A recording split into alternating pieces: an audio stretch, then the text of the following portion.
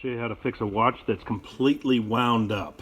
If I do try to wind it, it's all the way at the top and won't move any further. Price at the thrift store, so it was $1.50. You don't have to remove the strap, but as I move it around, this one comes off. We'll open up the back. We'll need to access the back of the mechanism. We'll lift it out so we can see the balance wheel. We'll blow a puff of air and see what we've got. The balance wheel wants to move.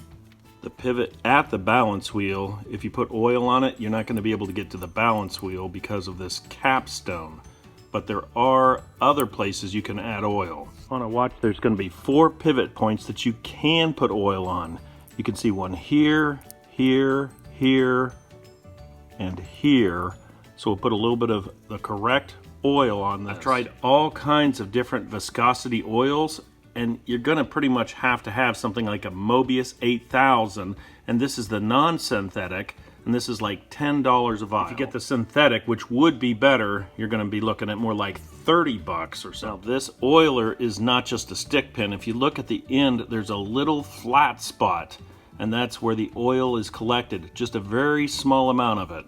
Dip your oiler into the oil. Here, if you look under magnification, you can see a little bit of oil on the tip. Place just a little bit of oil on each one of the pivots. Now that we've got oil, let's give it a puff of air. And you can see that it wants to move a little better. We'll see if we can get it to roll. I am able to get it to go a little bit longer, but it's still not running consistent. The next method is a little bit more dangerous because I could ruin the face. I'm going to take rubbing alcohol and spray it aggressively into the back to try to get some of the dirt out, but I want to try to keep it off the face. This is 91% alcohol. I'm just going to spray aggressively and just let it roll off. Now I'll blow out all the alcohol and re-oil. Without any oiling at all, you can see this clock is now running. It ran for a minute, now it stopped. We'll go ahead and oil it again. We're only oiling one side. We'd have to take the face off of the other side if we wanted to oil it. Now the next method is going to make a watchmaker go nuts. This can also be a pretty dangerous maneuver if you're not familiar with this little hairspring right in here. If you catch this and pull on it, game over. Here in the center of this balance wheel here is a hairspring, and you don't want to tangle it up. In fact, when we oil inside of this, we're going to have to be very careful.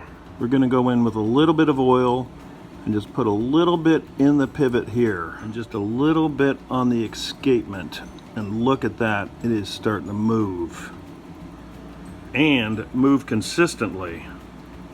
We'll just let this roll for a little bit and enjoy it. At this point, we've taken a non-working watch and made a working watch. Now, if you're a watchmaker, you're going to have a lot of reasons why you're not going to like this method, and I'll explain those. First of all, we didn't take out any of the dirt, and it's kind of like grinding the dirt into the mechanism, possibly wearing it out even faster. We've added some oil in there that might collect more dust, and it may stop a little bit early. And we did not oil any of the pivots on the other side because of the face and the hands. Now what this does prove is that the watch will run. I'll let this run for a couple days, wind it up a few times, then I'll be able to put it back in the case. Oftentimes I'll use a method like this and the watch will just run and run and run. If you do ask a professional watchmaker, of course, they're gonna say you wanna take the entire thing apart, clean it, and then put all the proper oils back. For me, this is a $1.50 watch, so it's kind of fun just getting it to run again.